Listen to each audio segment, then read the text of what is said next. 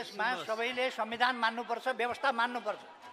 हल्ला गरेको भरमा राजनीति र संसद सबैलाई अवरोध गर्ने काम गर्न मिल्दैन।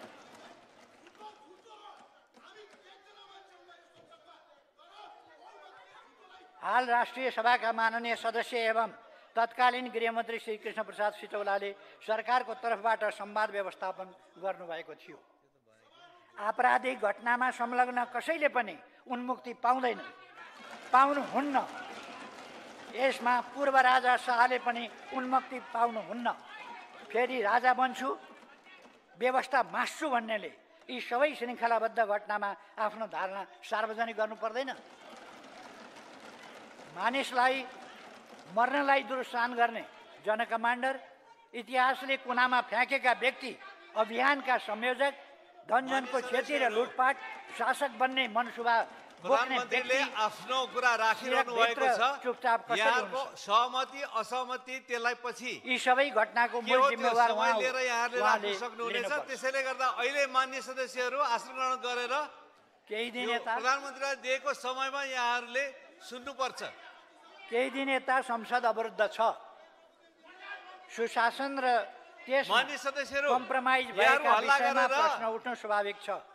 सरकारका समय पाएपछि यहाँले बोल्न सक्नुहुन्छ। त्यसकारणले मैले यहाँलाई अहिले समय दिएको छैन। आसन ग्रहण गरेर बस्नुहोस्। यस सम्मानित सदन हो। तर अहिले विषय सामान्य छ। एकजना कर्मचारीको विषयमा प्रश्न उठेको छ।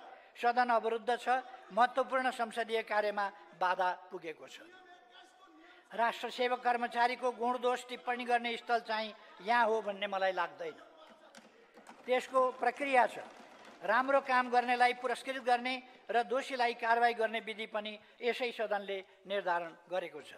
यति चाहिँ भनौँ, सामान्यतः कुनै पनि कर्मचारीबाट विभागीय मन्त्रीले आफूप्रति लोयल्टी फिल गरेन भने वा मन्त्रीप्रति कानुनप्रति लोयल्टी फिल भएन भने वा लोयल्टी राखिएन भने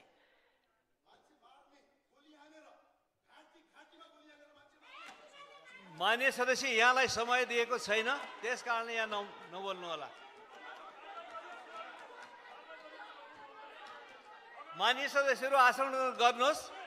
यहाँबाट अनुमति लिएर मात्रै बोल्नको लागि म मान्य सदस्यहरूलाई विशेष निर्देशन गर्दछु। अनुमति नपाइकन तल मान्यहरू कोही पनि नबोल्नुहोस्। अनुमति पाएको प्रधानमन्त्रीले अनुमति पाउनुभएको छ, उहाँको भनाइ सुन्नुहोस्। परीक्षण पनि होला, हुने ठाउँमै होला। त्यो पनि त्यस्तो अवस्थामा सरुवा गर्ने, जगेडामा राख्ने, स्पष्टीकरण माग्ने, नसिहत चेतावनी दिने वा पदमुक्त गर्ने सम्मका काम गरिन्छ। यो अहिलेको सरकारले मात्रै होइन, जहिलेको सरकारले पनि गर्छ। अहिले पनि भएको छ, जहिले पनि भएको छ। चित्त नबुझ्ने पक्षले कानुनी उपचारको हक राख्छ।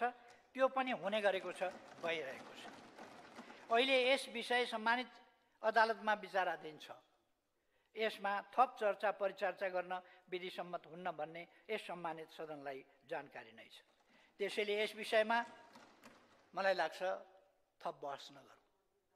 अहिलेको परिस्थितिमा ससाना विषयहरूमा ठुलो बहस विवाद चलाउने परिस्थिति पनि होइन, अवस्था पनि छैन।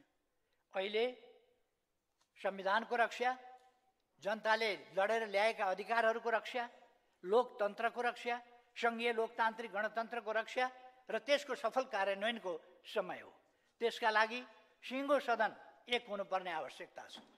हामीले सुनेका छौँ व्यवस्थाका विरुद्ध, प्रणालीका विरुद्ध, लोकतन्त्रका विरुद्ध, संविधानका विरुद्ध ललकारेर त्यसलाई नै अस्वीकार गर्ने र त्यसका निम्ति विभिन्न प्रकारका असंवैधानिक, गैर कानुनी र समाजलाई नोक्सान पुर्ने गम्भीर अपराधिक क्रियाकलाप गर्ने सम्मका क्रियाकलापहरू भइरहेका छन्। यस्तो बेलामा सिङ्गै समाज गम्भीर हुन पर्दछ। यस्तो बेलामा सिङ्गै समाज गम्भीर भएर यस्ता कुराहरूलाई रोक्न पर्दछ। हाम्रो ध्यान त्यतापट्टि जानुपर्छ भन्ने मलाई लागेको छ। कहीँ कतै सरकारको तर्फबाट कुनै काममा या कुनै नीतिमा, कुनै व्यवहारमा कहीँ कमी कमजोरी भएको छ भने सरकार आलोचना सुन्न तयार छ। तर ती आलोचनाहरू संविधान र व्यवस्थाका कानुनका दायराभित्र र सामाजिक मूल्य मान्यताका दायराभित्र हुनुपर्दछ। जथाभावी भ्रम फैलाउने, जथाभावी क्रियाकलाप गर्ने, जथाभावी बोल्ने जस्ता कुराहरू यो कहीँ पनि स्वीकार